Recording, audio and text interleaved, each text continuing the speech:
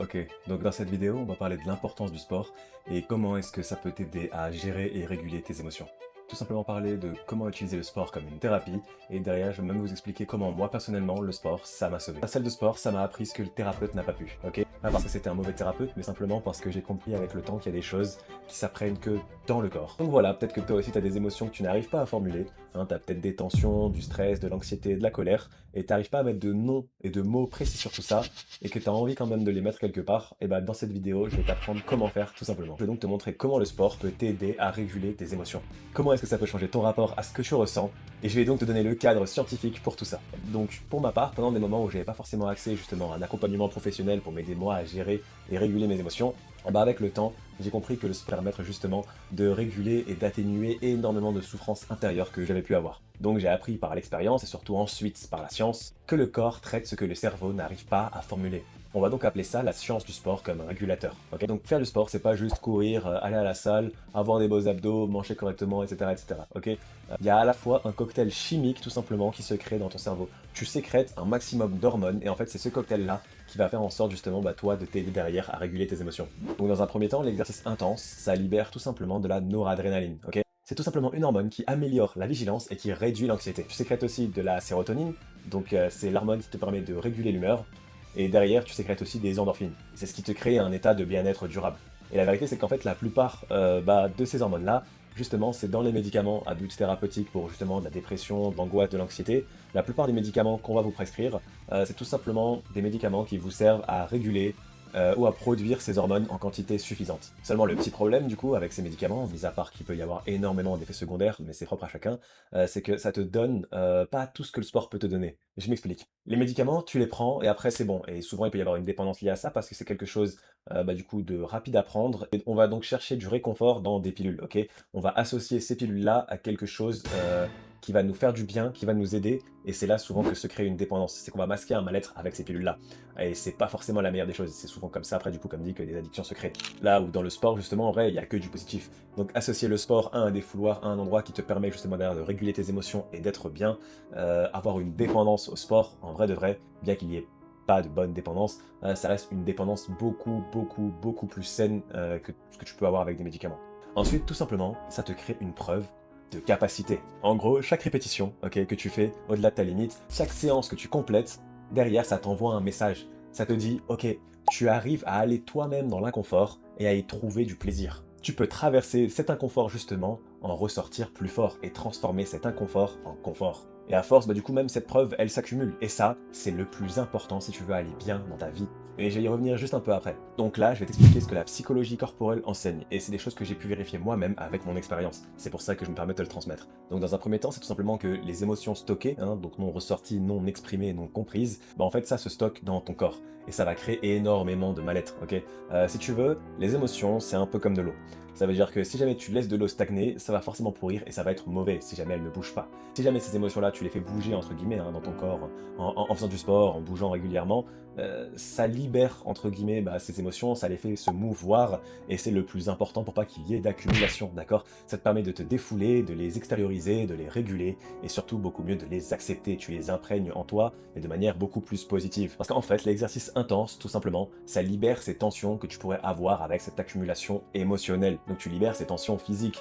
Et quand ces tensions physiques se libèrent, souvent l'émotion qui est associée va aussi se libérer, ou en tout cas se réduire, je m'explique. Parce qu'en gros, si tu veux, l'exercice intense, ça te permet de libérer des tensions physiques. Et ce qui va se libérer en même temps que ces tensions physiques, c'est souvent les émotions qui sont associées à ces tensions. Ok, par exemple, si jamais tu es stressé, il y a de grandes chances que tu aies des tensions au niveau des épaules ou alors du trapèze. Ok, le ventre noué, c'est très souvent lié du coup à des peurs qui ne sont pas nommées. Peur de l'inconnu, un refus et un déni de certaines choses qui se passent dans ta vie. Ok, pouvoir libérer ces tensions à travers le sport, ça te permet aussi de réguler ces émotions-là et de les faire partir. Et ça, c'est super important. Et je dis pas qu'attention, le sport c'est le remède à tous les maux, c'est super important évidemment d'être encadré et d'essayer de se comprendre sur un plan autant psychologique que émotionnel.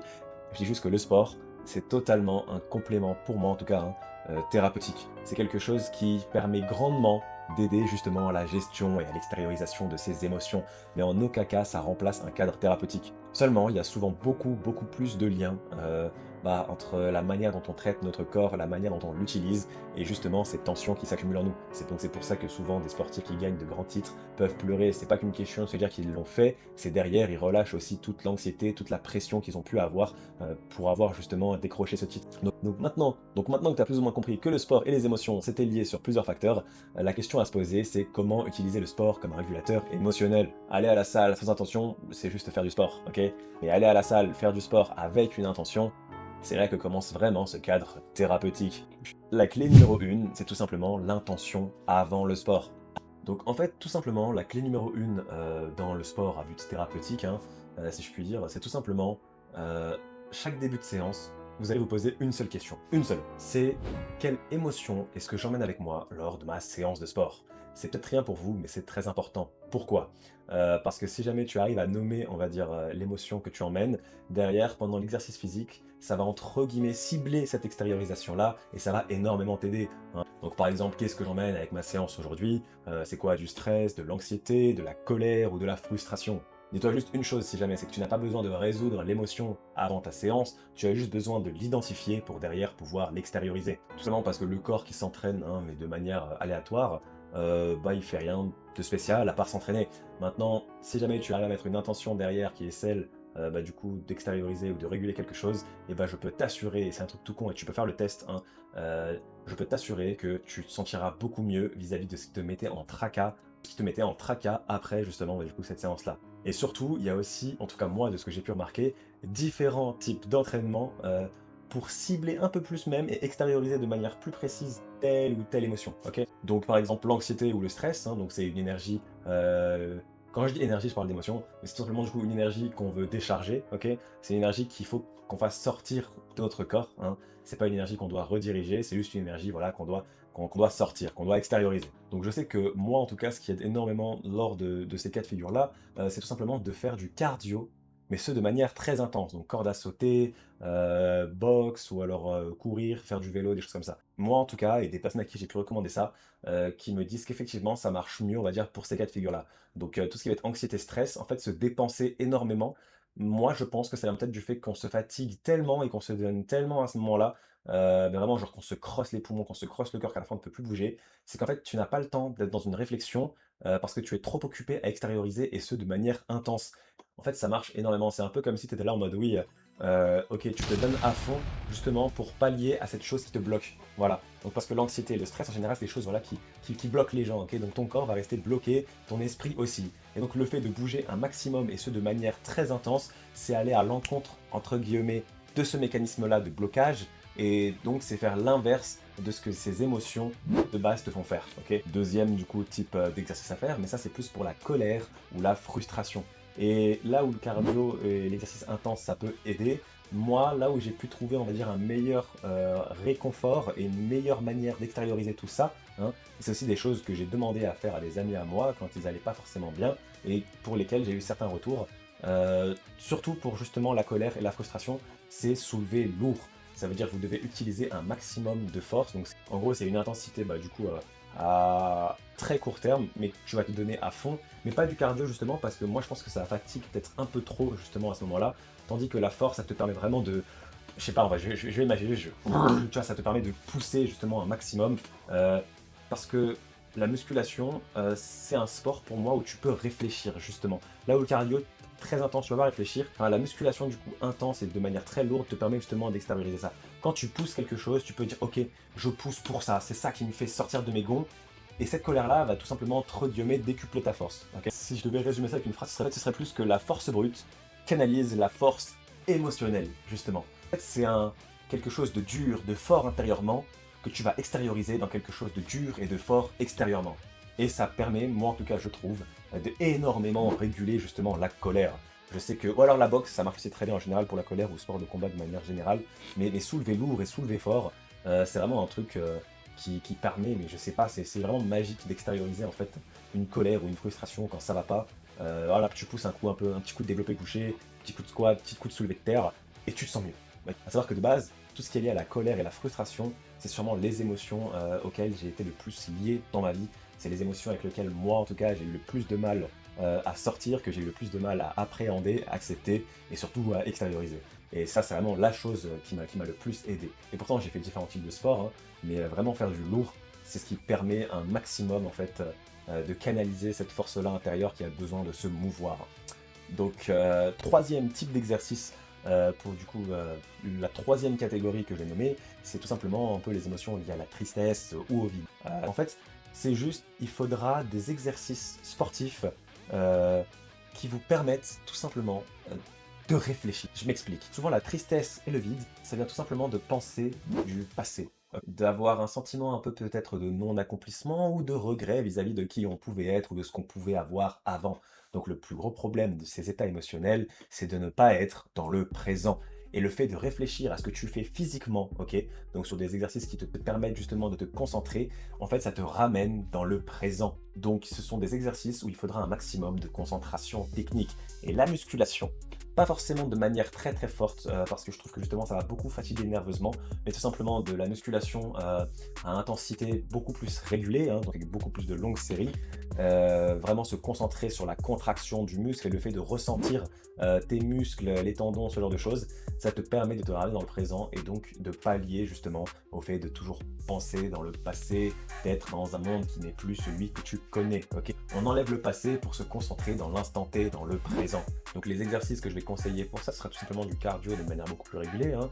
Donc ça peut être le fait de courir, pas de manière forcément intense, plus de courir sur une durée plus longtemps vous allez faire justement cette séance-là, tant vous allez apprendre à votre corps et à votre cerveau de rester dans le présent, de vous concentrer. Et en fait, c'est des comportements, une fois que vous les prenez dans le cadre sportif, vous les prendrez aussi dans la vie de tous les jours. Ok, c'est pour ça que c'est important. Mais donc quand tu cherches la clarté, par exemple, ça peut être quoi? Ça peut être de la marche longue, ça peut être du yoga, ça peut être des étirements, du stretching ou de la musculation à intensité modérée. C'est ce qui vous permet le plus, en tout cas moi je trouve, de vous retrouver avec vous-même. Donc le but, c'est tout simplement de ramener dans le présent, donc de réfléchir un maximum.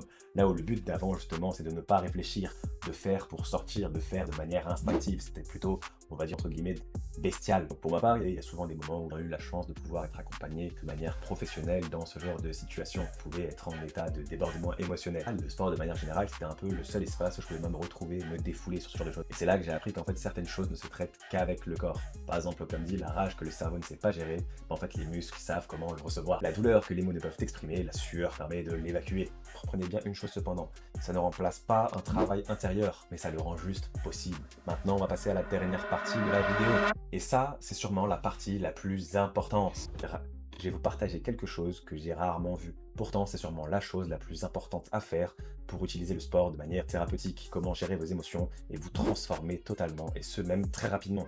Du coup, la construction d'identité, qu'est-ce que ça veut dire? En fait, si tu veux, chaque séance complétée, chaque effort intense que tu as accompli, chaque fois où tu es allé à la salle de sport et où tu as fait ton sport alors que tu ne voulais pas, que tu avais la flemme, que tu étais fatigué ou que tu avais tout simplement opportunité de faire 10 000 autres choses. Chacune de ces séances, c'est tout simplement une preuve de capacité, une preuve que tu es quelqu'un qui fait ce qu'il dit, que tu es quelqu'un qui se tient à ce qu'il veut faire, que tu es quelqu'un qui traverse l'inconfort et quelqu'un qui respecte sa parole. Ces preuves tout simplement s'accumulent et après tu ne fais plus du sport pour faire du sport. Tu fais du sport parce que c'est ton identité. Tu le fais parce que c'est qui tu es. Et cette identité-là, quelqu'un qui ne lâche pas, ça reste toute ta vie. Et c'est ça le plus important. Au-delà du coup de juste faire du sport comme dit, ces mécanismes que tu prends en faisant du sport et les pourquoi, derrière deviennent des pourquoi et des raisons dans ta vraie vie de manière générale. Tu prends des mécanismes que tu arrives à appliquer en dehors. Tu passes de quelqu'un qui ne veut pas faire, de quelqu'un qui se lamente ou quelqu'un qui subit ses émotions, à quelqu'un qui extériorise, qui canalise, qui essaye de comprendre et surtout qui intègre. Et une fois que tu intègres tout ça en toi avec le sport, tu verras que c'est au-delà de juste un physique, c'est ta personne même, ton persona qui change. Et ça, on en parle très peu. Mais c'est que l'intérieur et l'extérieur sont beaucoup plus liés que ce que vous pensez. Ce que vous changez de l'intérieur impactera votre extérieur et inversement. Le plus important quand tu veux faire du sport, si jamais c'est dans un but aussi de vouloir te réguler émotionnellement, il faut que tu te trouves un pourquoi. Le pourquoi, c'est ce qui va précéder ton changement d'identité. Parce que faire du sport, pour faire du sport, juste avoir des abdos ou maigrir, c'est bien un temps, ça te sert de motivation. C'est pas ce qui te sert de raison de tenir sur le long terme. Le pourquoi, ça doit être la raison qui fait que quand tu es fatigué, tu y vas. Quand tu n'as pas envie, tu y vas. Quand on te propose de boire un coup, de sortir, tu y vas quand même, au moins d'abord avant. Parce que dis-toi juste une chose, c'est que cette raison-là, c'est ça ta discipline. Si tu te lèves pour faire du sport, au moins tu seras fatigué, tu ne voudras pas le faire, ok? Si tu te lèves parce que tu veux changer, parce que tu veux devenir une meilleure personne, parce que tu comprends que tu as des déboires émotionnels, ok, que tu veux réguler, tu veux devenir la personne la plus aboutie pour toi-même, c'est là que tu as une réelle raison. Faire du sport pour des abdos, c'est bien, mais faire du sport pour comprendre qu'en fait ça change énormément de choses dans ta santé, dans ton train de vie, même dans ton mindset, dans ton hygiène, c'est déjà un pourquoi beaucoup plus plaisant que juste avoir des abdos. Maintenant, si jamais tu te dis vraiment, oui, pour mon état intérieur, c'est beaucoup mieux, oui, pour mon état psychologique, c'est beaucoup mieux, pour mon état de santé, c'est beaucoup mieux, plus de chances de tenir parce que tu comprends qu'il y a une raison à ce que tu fais et cette raison-là est plus puissante que juste une flemme. Donc, deuxième exercice que tu vas faire, c'est que tu vas prendre une feuille, un stylo, et je recommande vraiment une feuille et un stylo, pas forcément sur téléphone, c'est moins cool, ça imprègne moins. Tu vas noter toutes les raisons et tout ce que tu veux changer en faisant du sport. Ça peut être le fait d'être plus confiant, le fait d'être plus beau pour certains, le fait d'avoir une meilleure santé, une meilleure hygiène de vie, un meilleur mindset, peu importe, tu trouves ce que tu veux, mais tu vas le noter et tu vas te l'imprégner chaque matin ou avant de faire du sport. Il faut que tu lises ce pourquoi. Lis ce pourquoi pour te rappeler pourquoi tu fais cette séance. Quand tu as la flemme, il faut que tu lises aussi ce pourquoi pour te rappeler pourquoi le toi d'avant a pris cette décision de faire du sport. Il y a une raison précise si tu regardes cette vidéo, c'est que tu veux changer quelque chose en toi. Et c'est aussi pour ça qu'actuellement je suis en train de travailler tout simplement sur un nouveau concept de vidéo. C'est donc un concept que j'ai repris de Manga Workout. Pour ceux qui ne connaissent pas, allez checker. Il explique les choses de manière très vulgarisée, mais tout en gardant un petit côté scientifique. Je trouve qu'il arrive vraiment à faire comprendre aux débutants comment de manière générale le sport, le corps, les hormones, ça marche. Et derrière surtout, il ajoute une touche manga. Moi, ce qui m'a permis en fait au début de beaucoup plus m'accrocher à ce qu'il disait, là où avant je pouvais regarder des vidéos sportives mais liées avec tout un blabla scientifique. Il a vraiment un storytelling particulier, une manière d'amener la chose avec une mentalité un peu shonen et avec beaucoup de comparaisons de type manga. Et ça, c'est super cool et ça permet, je trouve en tout cas, de mettre beaucoup plus de gens dedans, des gens qui n'ont pas forcément de base cette fois-là, d'apprendre un peu ce qu'est le monde du sport, ce qu'est le monde de la vie, etc. Et donc moi, je vais reprendre ce concept, hein, déjà par admiration, parce que j'adore tout simplement ce type de format-là, mais avec un format un peu plus webtoonesque, ok, donc beaucoup plus lié à l'autre dans un premier temps et peut-être après dans d'autres webtoons. Ça va être par exemple s'entraîner comme tel ou tel personnage, mais derrière il y aura aussi une manière un peu plus thérapeutique d'aborder la chose, donc une manière plus psychologique, plus émotionnelle, par exemple tel ou tel personnage, pourquoi est-ce qu'il s'entraîne comme ça ou comme ça, d'où est-ce que ça vient, pas juste le résultat qu'il en tire, comme ça vous pouvez comprendre aussi derrière quel type d'entraînement est le plus adapté pour vos déboires émotionnels et les résultats que vous voulez aussi physiquement, hein. Donc maintenant que tu as compris tout ça, hein, on va passer au plan. Voici donc ce que je te propose, et tu as intérêt à t'y tenir.